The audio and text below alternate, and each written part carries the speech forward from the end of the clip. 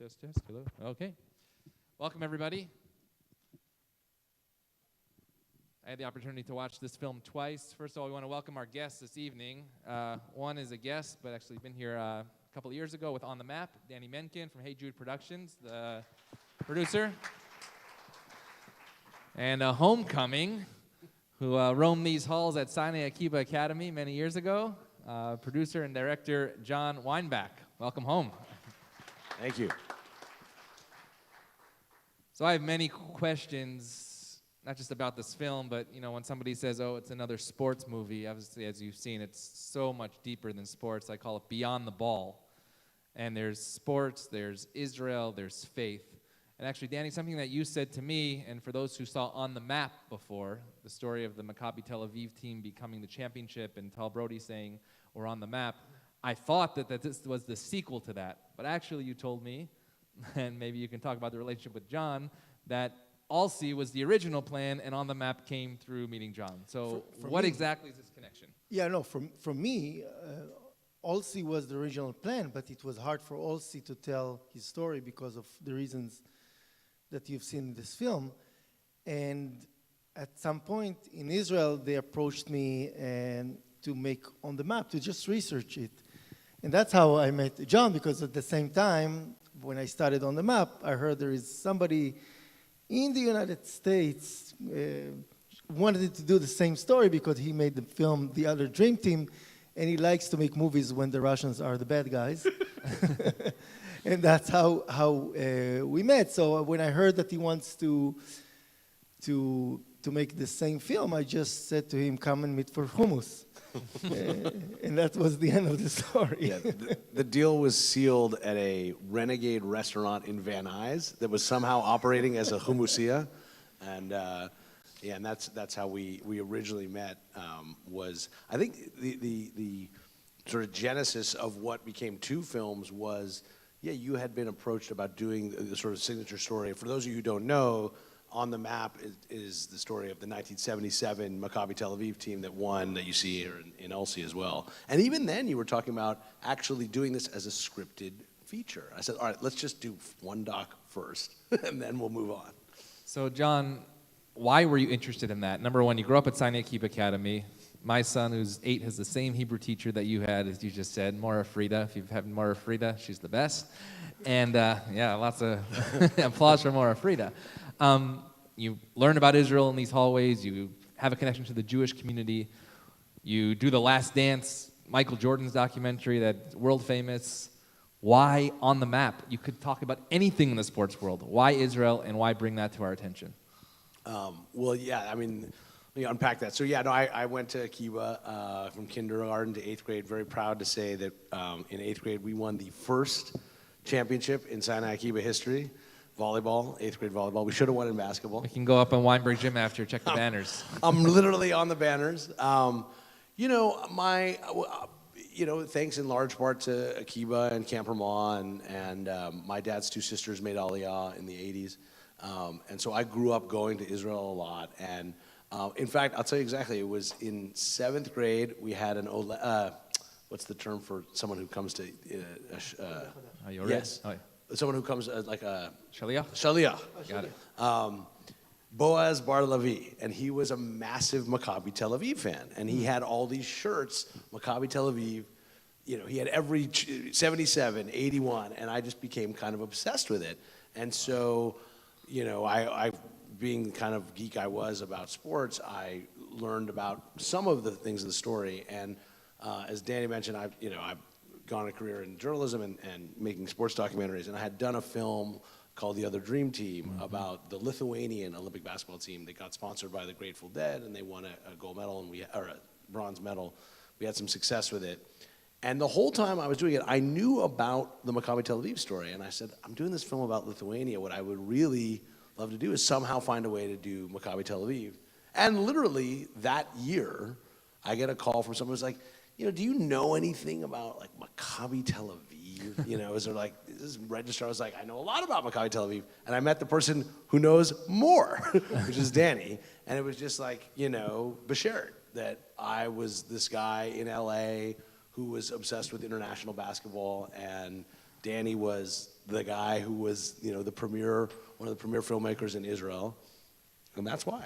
And John helped bring Bill Walton from the other Dream Team too on the map, because Bill Walton happened to be Tal Brody's best friend. And whoever hasn't seen On the Map, we have some DVDs here.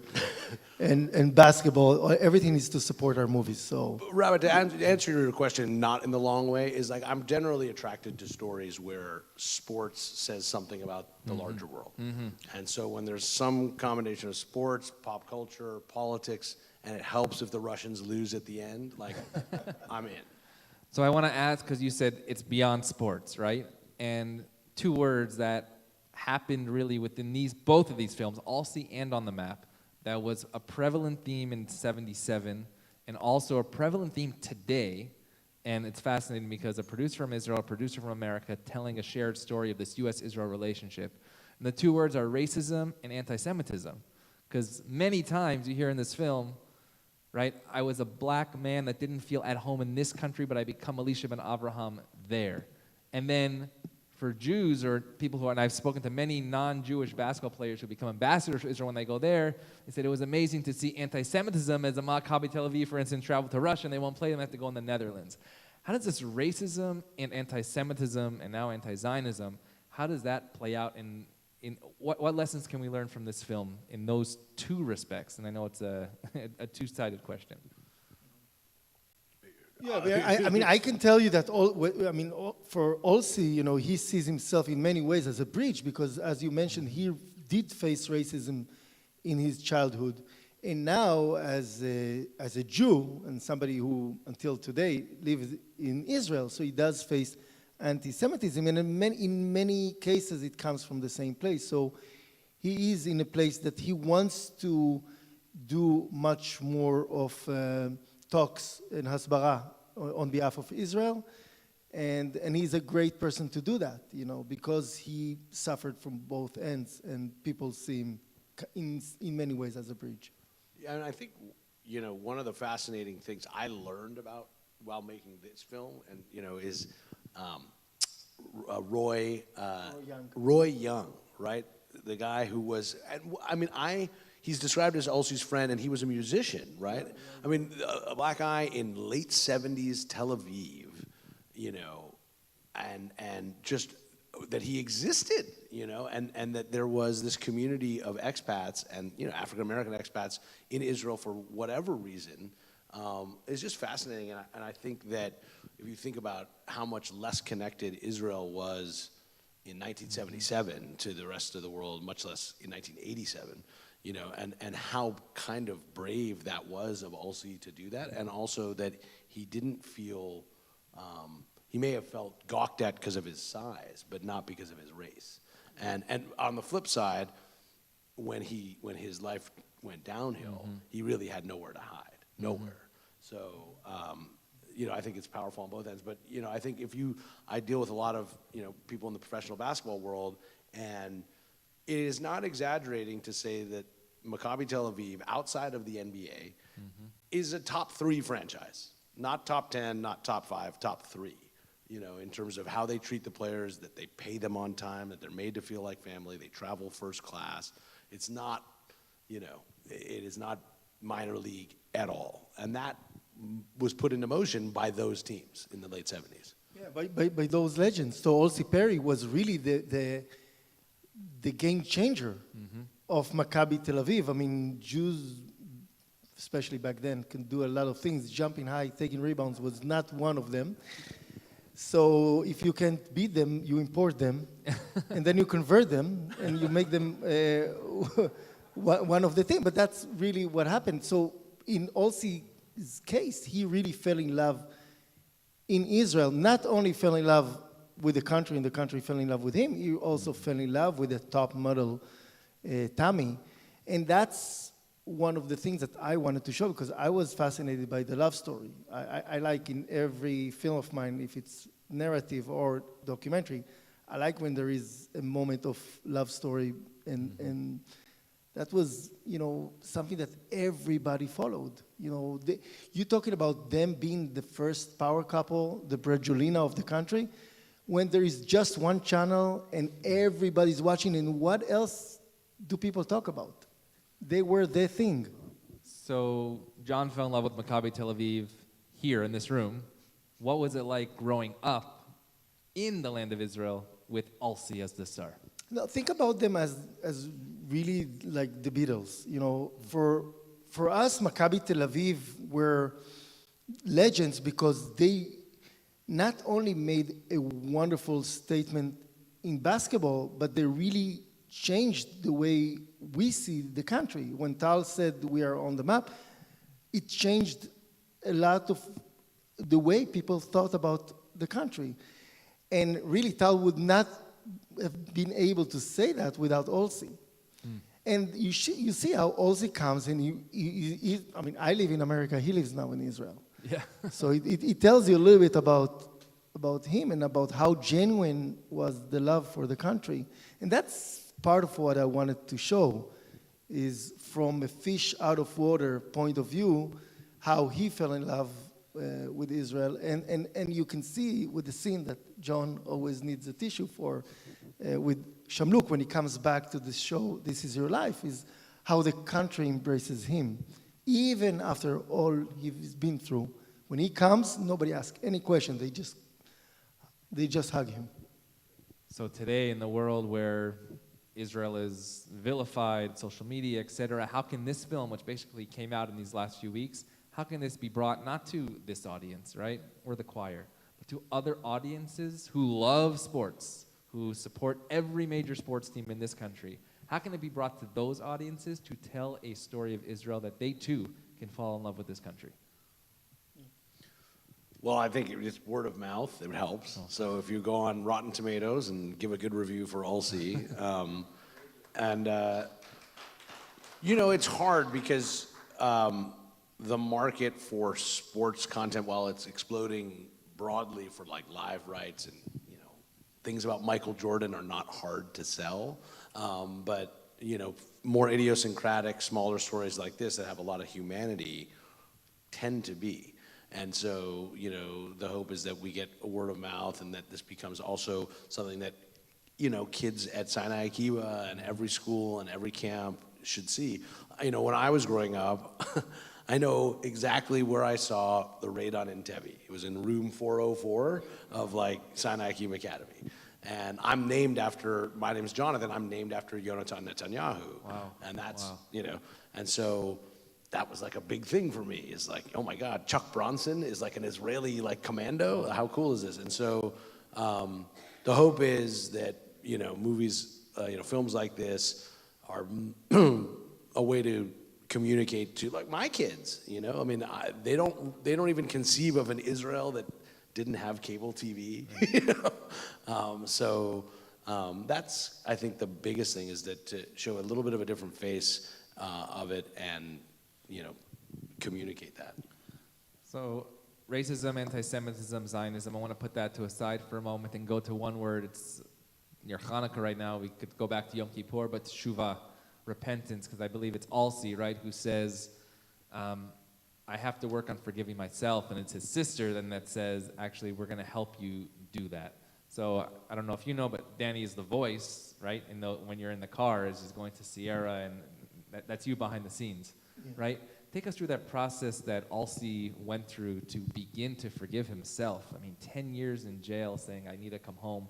What was that process of teshuvah that you saw throughout the process of working with him? When I started the film, for me, the one word that was there, and when I started writing it as a narrative, and I still have that screenplay that I'm so excited about, and I hope, by the way, for what John was saying, that the documentary will make such a noise, and we got wonderful reviews by the LA Times and New York Times, and now we won 11 international festivals. So the fact that it's going out there so nicely, and we are qualified for the Oscar because we ran for a week.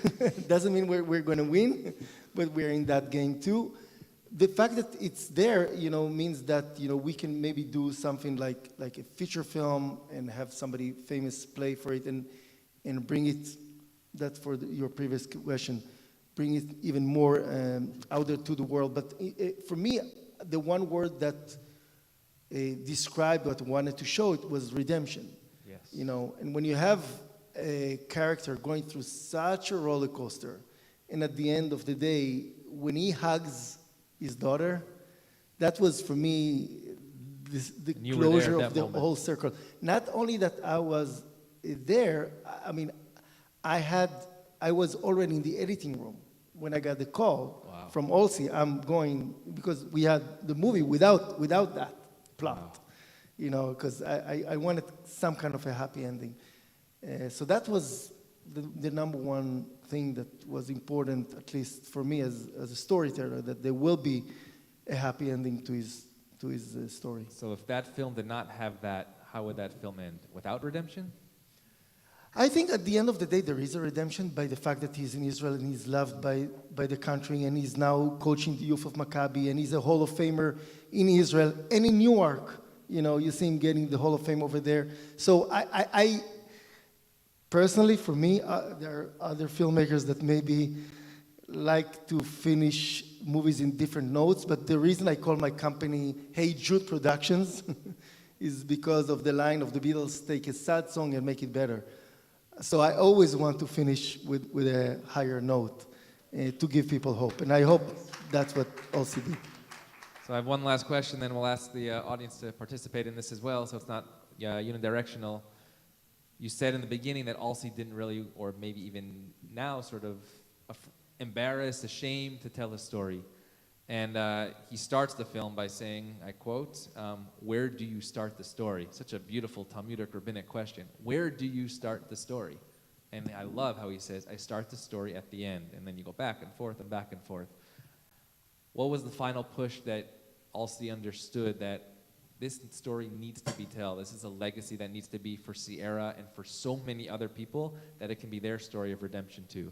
How did you make that happen? It's always a question, like how to start. You know, I think Tzvi, you're here, Tzvi Howard Roseman, you know, and we met 15 years ago, and I made the film 39 Pounds of Love. And I remember sitting in a coffee, and I was like, wow, that's such a, it's such a complicated movie. And I don't know if you remember that, but I asked you, where do I start? And you say, start in the beginning. So that movie was started in the beginning, and you wanted to start it there, but with AULCIE's case, he always ran away from me because I knew that there is an unbelievable story that I can bring here to the United States that I grew up with, but AULCIE didn't want to share it until he realized that he wants to meet his daughter. And that happened when he was in the hospital. Because John knows that I'm pretty persuasive, that I can be... Persuasive and persistent. Persistent. And why we're here tonight. and when AULCIE ran away from me and he was in the hospital, that was a place that he could not run away from. And I just came to visit him, and then that's when he told me about his daughter. And he wanted her to hear about what happened to him, not from Wikipedia, but from his own voice. So that was his motivation to making the film. And that's when I kind of switched from writing the fiction and doing the documentary. And what about Sierra today? Has she been to Israel? Not yet, And, because we finished the film just before COVID, but we are checking to see if she's eligible for Taglit because she is a daughter of, That's right. of an Israeli and as a Jew, but she's very interested in coming to Israel. I just want to ask John one last question as well. You talked about Camp Ramon, Sinai Akiba, and youth, right? What is the message that actually, I mean, and I told Dani this a couple of weeks ago when we did my podcast, every single bar mitzvah student sits in my office and we say, what do you want to be? I want to be an NBA player, right? What is this message? I say, so do I, but look at me now. No. But what is the message for our youth that they can get, right? Each one of these kids are playing in Weinberg Gym and the Rickles Gym and the Rooftop and Beverly Hills Basketball League. What is the message that these kids can get out of our children are playing sports all day long, every single day in the city. What's a deeper message that they can get out of this film as well? I think there's a couple. I mean, one is that there's different definitions of success, right? And in basketball, any sport really, I mean, and just how hard it is to succeed. But then also, you can have different definitions of success, right? Like on some level, AULCIE was a failure, right? He didn't play, he got cut from the Knicks, he wasn't an NBA player, but it ended up being the best thing ever to happen to him, right? Because he got a whole new life and he had a whole other career in Israel, and that ended up bringing him down. But then, he was able to redeem himself. So I think, the roller coaster of life and also how hard it is to make it in pro sports, and I think maybe most importantly, how sports is a language to bridge people together. You can't get more different than AULCIE Perry and Tammy Ben-Ami. And you think about the guys who were on, Maccabi Tel Aviv at that time. You had American Jews, you had American Mormons, you had, AULCIE Perry, and you had all kinds of guys. And that's the thing that I always loved about sports, is that it was, the ultimate meritocracy. You can either play or you can't, and that bridges a lot of gaps.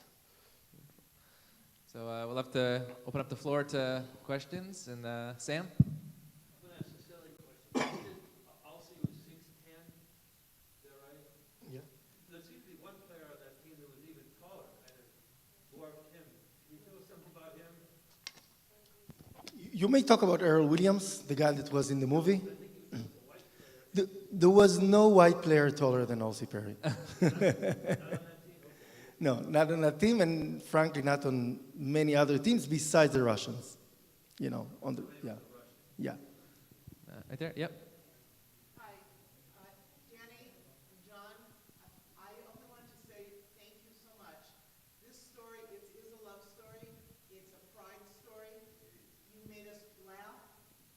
I know most of us cried, and it is so perfect to celebrate Israel as well as sports. And I just wanted to say thank you so much for making a high quality program. Thank you. Steve?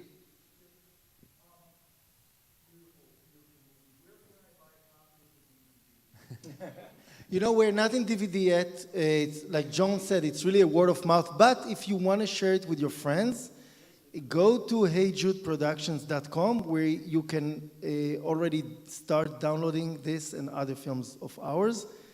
And if you want to see on the map with commentary of Tal Brody and myself, you can have it here. Or you can beg for Rabbi Sherman to bring it back for another screening.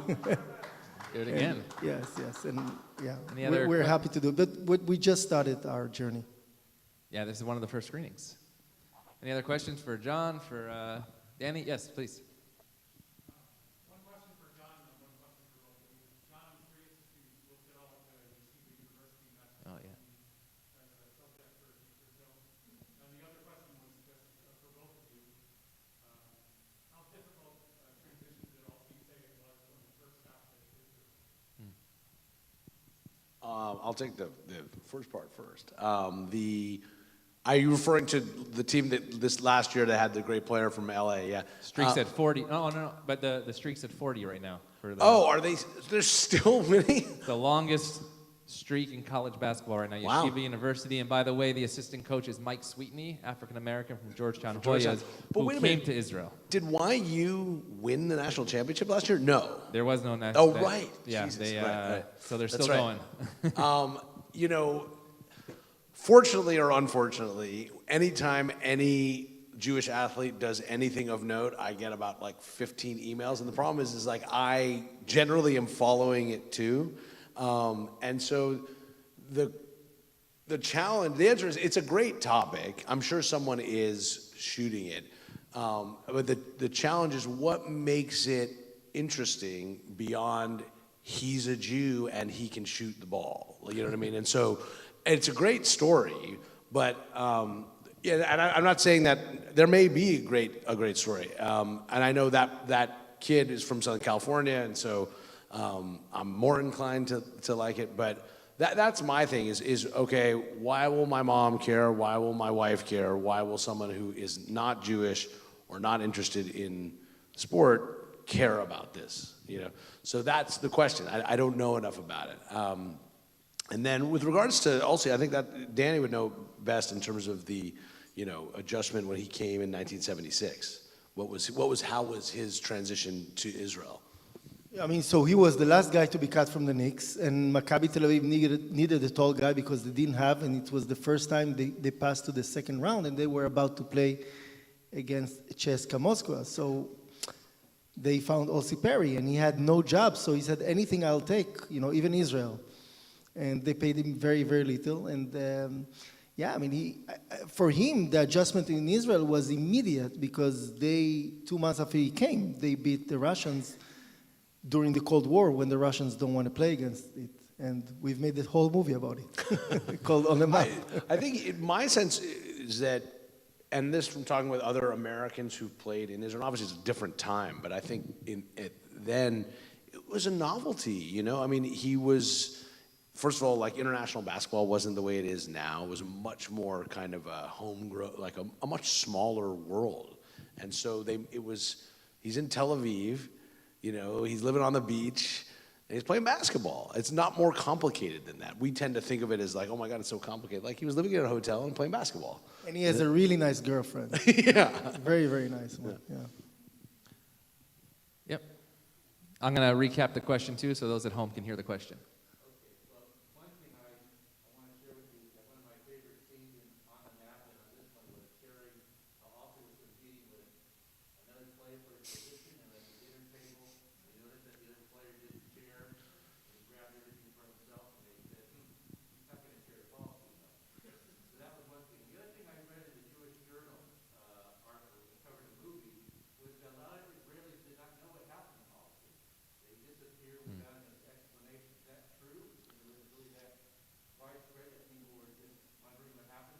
The question is, in Israel, did they know what happened to AULCIE? So I'll after start he with the disappeared? second question. That was one of the reasons that I got support from Israel to make the film, because there was a big void. He never spoke about those 10 years that he just disappeared. Think about it. He was like Alex, Wolf says it in the movie, Kareem Abdul-Jabbar and Michael Jordan rolling to one, and suddenly you don't hear about him. He's in jail. Everybody sends letters to him. There was one article about him in Yediot in Israel, in the newspaper, and then he gets like thousands of letters, but nobody knew from him what really happened. So that was the first time that he speaks about it. And regarding the cake, it's a cake that changed his life. My very good friend here, Rachel Beller, she's a nutrition, so she'll very much advocate for the fact that he didn't eat another cake, helped him, and really, who knows where he would have been if he didn't eat that cake. If he ate another cake, that's what I meant. Yeah. And how is this movie being told in Israel? Do people know about this film right now? Right now we're in America, right, telling the story. Is it going? Obviously, you're going to Israel tomorrow. It's totally different. If you have friends in Israel, next Friday I'm in Israel. We show it in Abima with AULCIE. We have a special screening over there in Israel, and you need to understand, he's a national hero. So, whenever we talk about it, whenever we show it, it's pretty different. However, I will tell you that I'm fascinated about the fact that people don't know about the story here. So that's what makes it, for me, more exciting to show it here.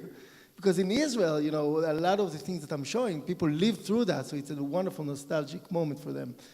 Same for On the Map. But here, people were like, where the hell was Jeff Van Gundy that saw On the Map? And I said, I never heard about Tal Brody and these kind of stories. So it was it is a crazy small world because, for those of you who haven't seen On the Map, I'd encourage you to see it, but the star who you see in this movie is Tal Brody, and Tal Brody played, and not just played, mentored Bill Walton.